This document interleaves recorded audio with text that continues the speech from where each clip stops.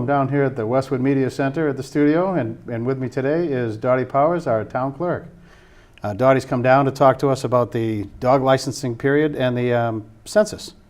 Thank you for having me, John. Oh, thank you for coming. The dog licensing is very important. We do it as a public safety issue, and our licensing began December 1st. It's a calendar year, and it continues through March 31st. And if you haven't licensed your dog by that time, you will be given a $25 fine. Oh, wow. How much is the license? The license is $10 for spay or neutered dogs and $15 if the dog is not. Okay, and if, isn't there a special, didn't we just vote in something about the 70 plus? We absolutely did, and I was very happy that people voted to support that at town meeting. If you are 70 or older, you are allowed one dog per household to waive the fee. That does not mean that you don't have to license a dog, you still do.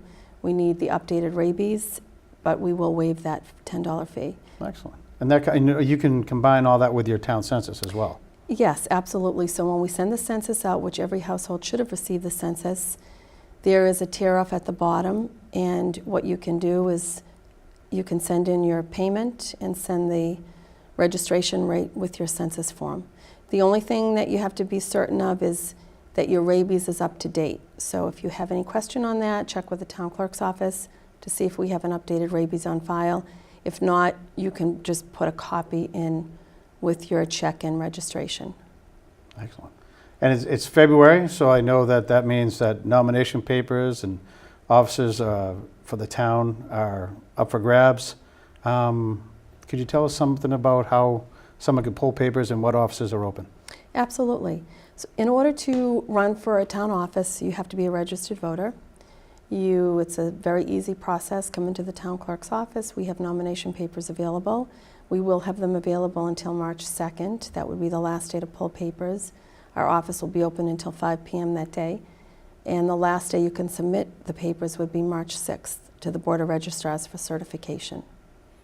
And you have to, in order to get the signature, they have to be a registered voter in Westwood? They do, yes. All right. Yes, and you should have, once you get the nomination papers, you're required to have 50 signatures of registered voters, but it's always good to have at least 60 because sometimes you may have somebody sign that's not a registered voter. Just in case. Excellent. And what offices are open in the town? We have 2 seats on the Board of Assessors. We have 1 seat that is a 3-year term, and a second seat is a 1-year term, and that's to fill a vacancy. One of our longtime Board of Assessors, Michael Crone, moved from town and resigned in January. Well, Michael, thank you very much for your years of service. I know you did an amazing job.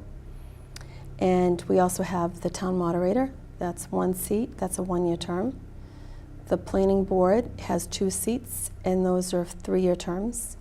The school committee has 1 seat. That's a 1-year, 3-year term. Sewer commission has 1 seat. That's a 3-year term. Town treasurer has 1 seat. That is a 3-year term. The library trustees has 2 seats, 3-year term. And the board of selectmen, there's 1 seat, and that's a 3-year term. All right, now some of these seats, the incumbents are going to continue to run, and some of them are wide open. How does someone find out what's what? That's public information, and that is on the town clerk's website under voting and elections. And each time somebody pulls papers, we update that information. So you can find out on the March 1st who's pulled papers for what, just to make sure that there's no empty spots? Yes.